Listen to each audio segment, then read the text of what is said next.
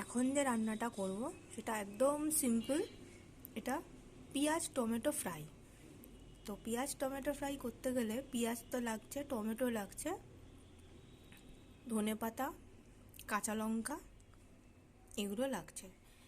এবার এই ভাজাটার মধ্যে স্পেশালিটি হলো মশলা। তো নর্মালি তো আমরা পেঁয়াজ আর টমেটো ভাজা খাই, কিন্তু এটা স্পেশাল কেন? তার কারণ হলো এই পেঁয়াজের মধ্যে, ভাজাটার মধ্যে মশলা দেওয়া হচ্ছে। তো এর মধ্যে আমি যেগুলো দেব সেগুলো হলো পোস্ত, পাঁচফোড়ন, কালো জিরে, নুন, চিনি, লঙ্কার গুঁড়ো আর হলুদ গুঁড়ো। তো এইগুলো আমি দেবো। মেনলি আমি এটায় পোস্ত দেব, সেই জন্য এটা একটু খেতে একটুখানি স্পেশাল, অন্যরকম লাগবে। তো এবার আমি বানাতে যাই তাহলে।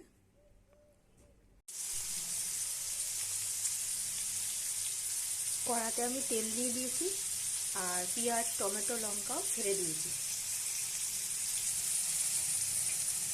পাঁচফোড়নও দিয়ে দিলাম আর কালো জিরে দিলাম।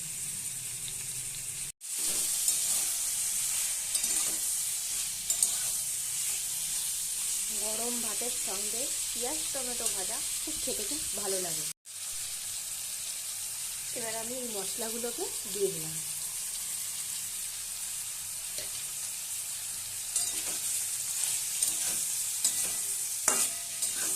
ভালো করে এটাকে আমি ফ্রাই করব।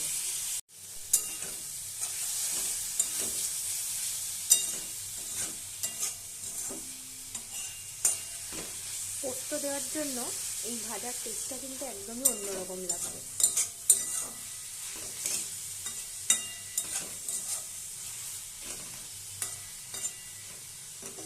তো এটাকে আমি একটুখানি ঢাকা দিয়ে রেখে দেবো।